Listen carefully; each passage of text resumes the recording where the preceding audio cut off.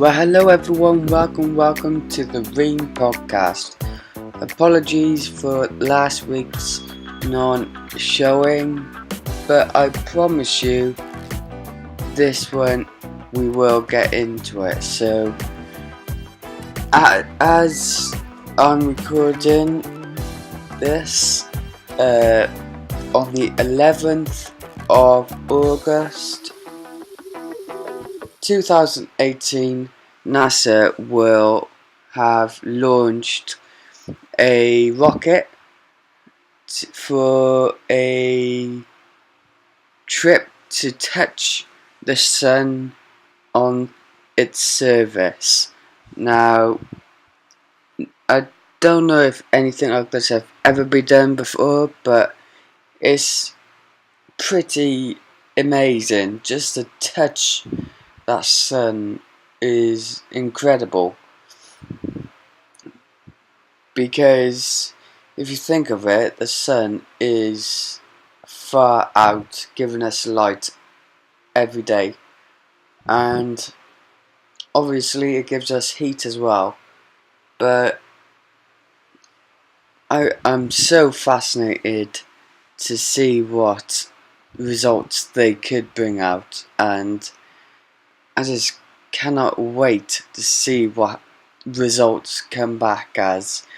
Obviously, as soon as the rocket or probe goes nearer to the sun, it will get increasingly hot and unbearable. So yes, but for further information, on the screen right about now, you can see the different periods of the rocket and when it will eventually reach the sun. Now, it will reach the sun in 7 years. So, what's that, like 2025 or something like that? Or 2024, one or the other. But yeah, it is going to be incredible. Obviously, it's going to pass Mercury, Venus, and all that. And obviously, it's going to be interesting because no one has ever done this before, I don't think. And I think it's really, really amazing.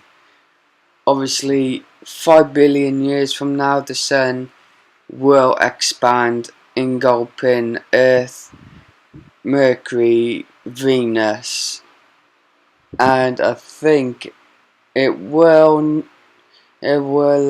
stop expanding by the time it engulfs Earth and go into like a black dwarf star. If you don't know what they are, they're basically stars, but black. And but I think, yeah, so it will get hotter, the sun, and then it will grow as it releases more gas in space, and then that will start the phase of engulfing Mercury, Venus, and Earth. Then it will shrink again into a white dwarf star, and then obviously will, as soon as it loses more material inside its core, then it will lose its colour and heat, and then eventually it will turn into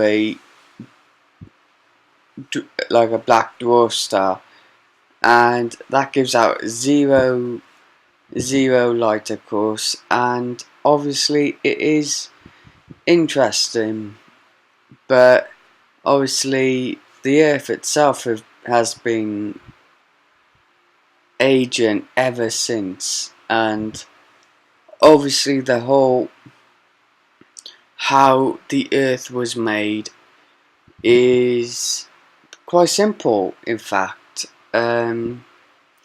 Obviously there's only one story that scientists prove, and that is, of course, Earth was made via asteroids, and that is pretty much epic. Obviously, this whole story with the Big Bang is like, obviously there was a very strong gravity push pulling everything inside, then eventually it exploded, and that's the Big Bang, and it caused a ripple throughout space and time. And now the core is expanding outwards, but the theory of what could end it all is that gravity will eventually stop the galaxies and the solar systems and all that, and go back into the gravity force, and obviously you get a gravitational crunch, and that is how the whole universe could end.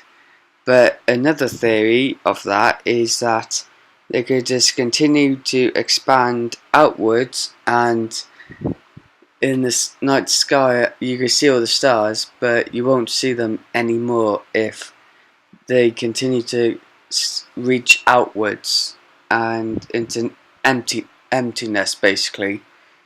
And yes, so then obviously our solar system was made like any other solar system, because it was formed via rocks, via a star, obviously our sun, and yeah, but obviously Earth was made then, and there was loads of asteroids, but then because Earth has its tilt at the moment, that was caused by a large asteroid or a large planet body that hasn't developed or anything yet, and that smashed into Earth, making it tilt, and hence the reason we have our seasons and day and night cycle, of course, in life. And obviously that developed throughout time, and it's believed that Mars is the culprit that obviously hit Earth, early Earth, and loads of fragments flew out, but some of them came back in and crashed again into Earth. And obviously some just circled Earth and formed a bond, like they made connections with each other, the little fragments of asteroids that are circling early Earth, and that created the moon. And so obviously it's fascinating if you do love space and time, and that obviously is how Earth is made. But it's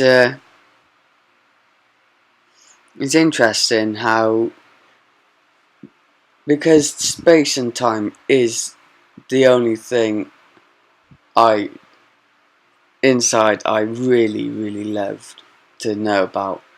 It's obviously one of the main things I love about space and time, is how the universe was made, of course, and how Earth was made, and the history behind it all, and obviously the eventual question, as everyone knows, are we alone? I believe we're not, but that's for another video, another podcast. But yeah, so recapping, 11th of August 2018, NASA has launched a rocket to touch the face of our star sun for the first time, and that is incredible. And the whole journey will take 7 years, and I can't wait for it. So obviously I gave you a little recap of how Earth was made and how sort of the Big Bang was made and all that, and eventually how our sun will end. And of course, that is it for today. I do thank you for listening, of course, and just touching up on what the other podcast was about. And so thank you for watching. Stick around if you love these podcasts. As always, apologies for the podcast that never happened last week. And without further ado, my name is ReaN. Show your love and support as always, and I'll see you in the next one.